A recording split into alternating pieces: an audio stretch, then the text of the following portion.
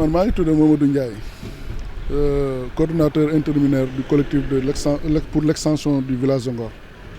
yéen ngeen di yàgg a ñaxtu suufu aéroport Léopold Sédar Senghor bi coow loolu nu mu demee. waaw c'est vrai yàgg na trop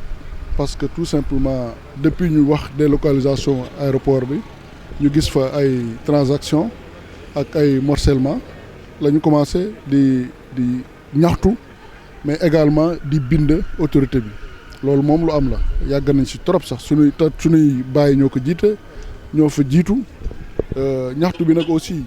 dañ ko bokk ak suñuy kilifa administrative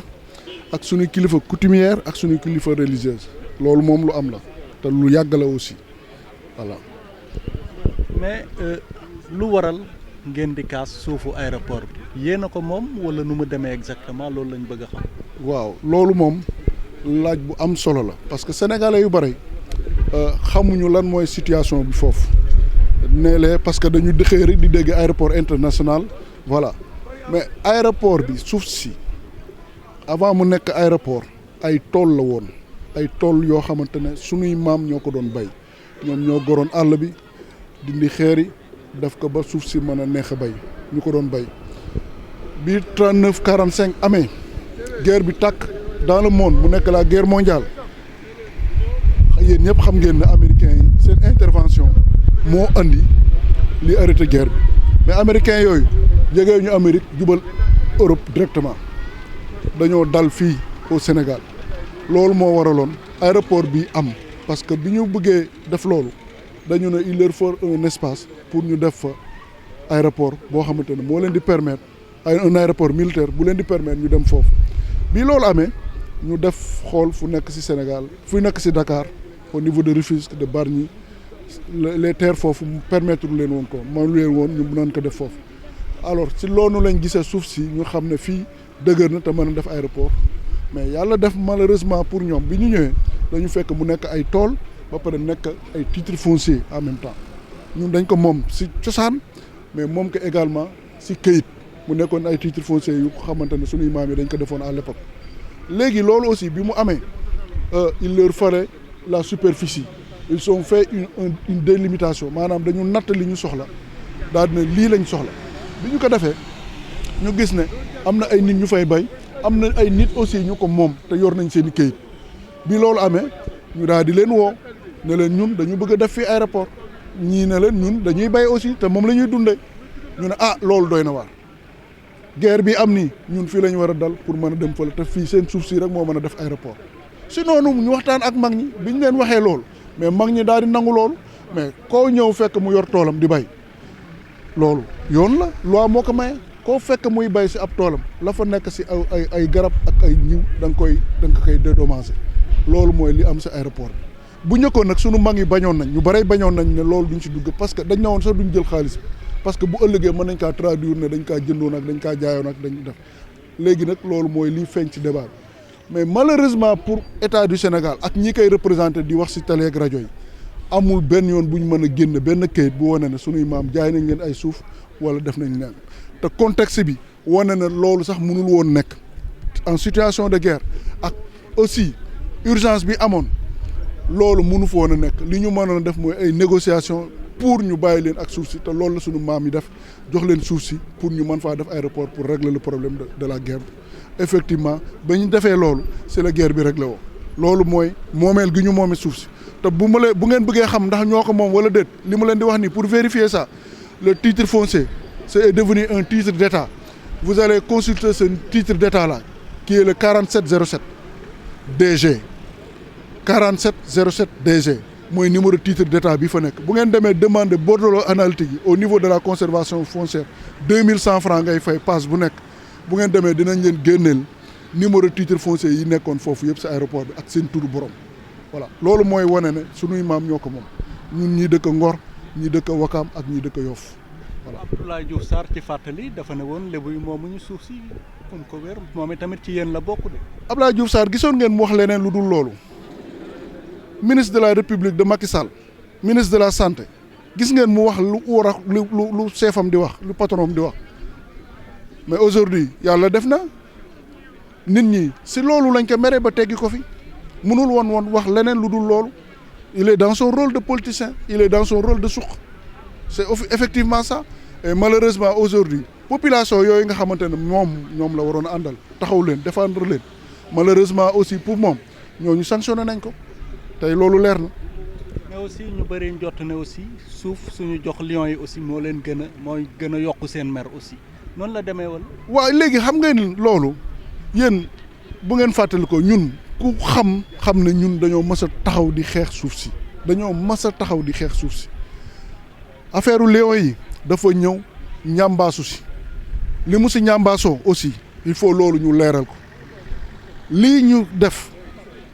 rapidité bi ñu assuré pour jox Lions yi benn la si problème bi Lions yi ñu jox mu nekk ñaareel parce que ñun ay citoyen lañ ñun dañoo moom suuf si ñun dañoo jege suuf si buñ ko moomuloon dañ kaa jege ba pare yemuñu si loolu ñu nekk dëkk di ko laaj ay ata ngi nii ay ata ngi nii wax naa la ko sànq ay ata ngi nii ñu di ko laaj léegi yéen nan ngeen di comprendre pendant que ab population taxaw di laaj loo xamante ne moom moo ko moom ba pare mu am gën a jegeñ gën a yey waxatuñu loolu ñu doon ay dëkk yoo xamante ne mënuñoo màgge parce que géej gi moo ñu sës mënuñoo màgge vers l'océan léegi ñun ñooñu ñu taxaw di laaj loo xamante ne li mu leen wax nii yëpp moo si dajaloo mais ñu xëy si euphorie si ay caprice ñu ne ay gaynde gagné nañ dem nañ football gagné coupe du monde bi coupe d'Afrique bi bañu ñu si dara si ñu leen defal teraanga ju ñu leen mën defal nangul nañ leen ko mais lii nga xamante ne moo dul yoon mooy aw askan ñu leen ëpp fuuf ñoo taxaw di laaj pendant ce temps fii lu yàgg mosuñu leen xoromal mosuñu leen uy ñii ñaanuñu ñaanaalew ñu laajuñu laajaalew ñu xëy tibbal leen jox leen si fu ñu leen mën tibbal waa ji def na leen si biir Ndakaaru la ñun on soupçonne que ne si aéroport bi la nekk xamuñu fan lañ leen di jox mais on soupçonne que ne si aéroport bi la nekk pendant que ñun ñuy laaj foofu te loolu yemuñu si loolu rek ñun kaas nañ ko fi bi ñu daggee pour CDC wax nañ ko fi jooy nañ ko fi def nañ ci lu nekk génn nañ fi def marche manifestation ak lu nekk du question Lions yi rek lii lu ñu on est constant dans notre demande li ñuy def nii dañ si yàgg di ko def di ko wax te du tey depuis ñu wax dans la délocalisation de l'aéroport ñu ngi si bu ñu jaxasee xeli nit ñi bu ñu def amalgame si affaire problème lii xew Lions yi dafa ñëw gën ñoo renforcer waat si ñàkk a déglu bi ñu état bi ñàkk a déglu loolu mooy li am voilà. mais aussi démb ñu gis fi ay manifestations yi nga xam ne ni c'était violent ndaw ñi génn di baare tali bi et tout am na ay arrestations sax ban kàddu nga ciy sànni. waaw gis nga de malheureusement on est un peuple composé ay xale lañ ay mag lañ ay ndaw lañ ay jigéen lañ ay góor lañ loolu ngeen gis démb ay xale ñoo ko def c'était spontané pendant ce temps on avait une organisation qui concernait les 3 villages muy Ngor Wakam Yoff ñu amoon benn programme bu ñu déroulé woon muy ay forum de sensibilisation ñun bi ñu nekkee di def forum de sensibilisation boobu si la ñu xibaar bi dikkale ne xale yi kat li ngeen di wax nii ñoom ñoru leen ñoom ñu nga fële di def di yëngal noonu lañ ko yëgee bi ñu jógee si loolu bi ñu jógee dem nañ def waxi jeex ñoom def médiation bi pour que ñu arrêté mais loolu c'était pas lié du tout par rapport ak forum bi ñu doon def fii mais par contre loolu état bi moom bee boobu mu xaar ko parce que loolu moom population yi dëkk si ñetti dëkk yi sonn nañ lott nañ mënatuñoo xaar surtout xale yi loolu ay xale yu ndaw ñoo ko def xale yi bu ngeen demee arrestation yi ñu arrêté ay xale yu ndaw lañ ay xale yu tuuti lañ pour vous dire que ne c'était spontané et c'était des enfants yoo xamante ne ils n'avaient rien à voir avec l'organisme voilà la raison pour laquelle sax kii existait collectif yi existait parce que collectif yi c'était pour contenir et organiser la demande et organiser la démarche loolu moo waral collectif yi judd malheureusement gis ngeen li si am voilà. arrestation yi ci ñaata la ñu toll mën nañ koo xam ba léegi ñu ngi ci ñu ngi ci garde à vue wala. ñu ngi si garde à vue dégg nañ ko ñun fi mu nekk ni information bi ñu am il paraît que ñu toll nañ si nombre de 9 plutôt et que y avait même des blessés on vient de l'hôpital ñoom lañ demoon seeti ci yeneen xale yi blessé woon donc loolu moom mooy li am na arrestation yi am na ñu ngi en ce moment bi may waxaa yow ñoom ñu ngi conk voilà loolu moom la. ragaloo affaire yi jógaat. bu jógee aussi. loolu gis nañ fi yëpp gendarmerie cadre na boor yi yëpp. effectivement gendarmerie cadre ne boor yi yëpp mais loolu toujours c'est mooy li ñuy wax état bu jëleen ay responsabilités nii lay def répression rek lay def ab état bu fekkente ne da ngaa am njaboote ay nit parce que li ñuy wax il faut que nit ñi xam ko suuf si ñuy wax nii état bi mu ngi koy dagg di ko jox ay ministre am ak ay député am ak ay yaama neexam ak ay marabu ñu dul demandeur ñoo xamante ne soxlaawuñu ko sax foofu. bu ngeen demee nii tey jii may waxaa yoon ni soo bëggee benn terrain léegi soo taxawee foofu nga ne dama bëgg fii benn terrain ñu jaay la ko pour te dire que ne ñooñu soxlaawuñu ko ñun on est des populations autochtones yoo xamante ne dañoo soxlaa extension suñu village nee naa la bombe démographique moo am fii à Ngor vous voyez un peu lii loolu di doon xale yi fii dañuy taxawaalu si mbedd mi guddi gi parce que ñàkk fu ñu tëdd voilà. kàddu gu mujj gi. kàddu gu mujj gi di woo état du Sénégal mu jël ay responsabilités par rapport ak lu mënti am fii parce que luñ mënti wax moom mooy premier responsable fii solution bi du del ay gendarme andi leen fii pour ñu def répression loolu du solution bi mooy nga génn ne dëkk yi liñ leen jox ci aéroport bi mu ngi nii daggate ko jox ko nit ñi loolu mooy la solution. bon seen ngeen am fi organisation ñuy kaas suufu aéroport bi ne dañ ko war a jox lébu yi parce que ñoo ko moom parce que seen dëkkuwaay dafa xat yéen ñi fi dëkk est-ce que noonu la demee exact. ok man yàlla def na ne sax Ngor fii laa presque fii laa juddoo fii laa yeroo fii laa màggee li waa Ngor yëpp di jàmbat man si xam naa si dara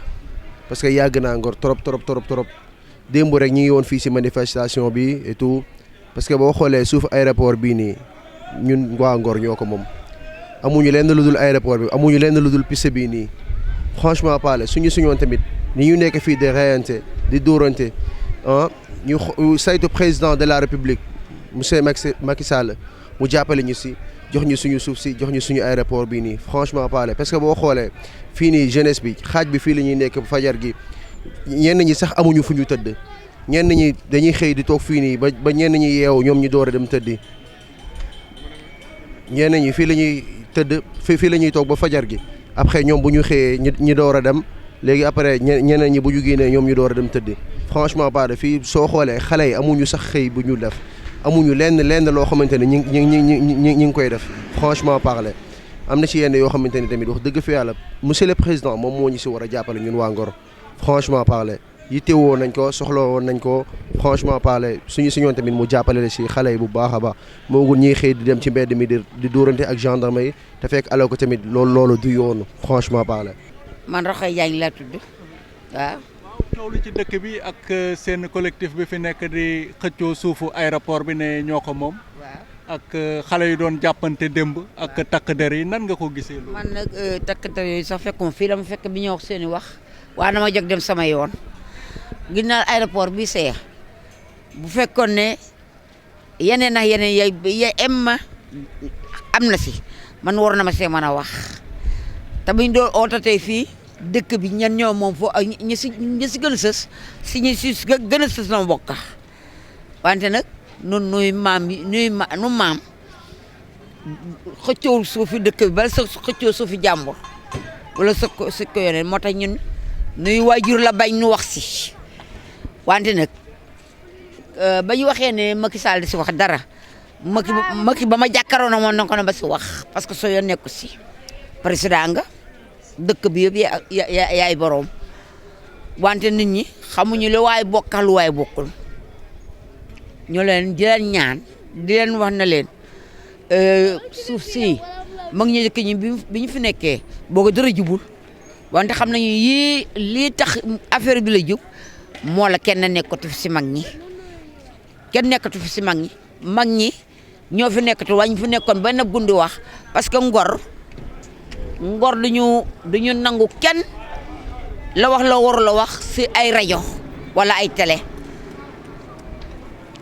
fii kenn moomut fekk ku nekk sa yaay yàlla teral na la nun ngor ñi fi nekk juddoo ñëpp te yàlla teral na leen seeni maam wacce nay suuf seeni maam wacce nay tool man nag tey bañ ko jaayoon tey te fooga bañ ko jaayoon dina ma si cëru parce que ma yaay nekku ma bàyyi nekku fi ma maam nekku fi te ba nu si ëppalee tuuti la ante nag sama maam waxi suuf ma su kaa bëgg du wax waxi suuf du ko terale moo doon kilifa dëkk gi moo la ilimaani dëkk bi loolu moo tax ma di xamal ne la doom bu du woon dara dinaa si wax parce que Macky Sall xam na ma nun suñuy maam danoo tara waxi suuf li mu la yéen lay gan miinu leen ma xamuma leen moo tax mos si loolu ngeen baal ma wax dégg nga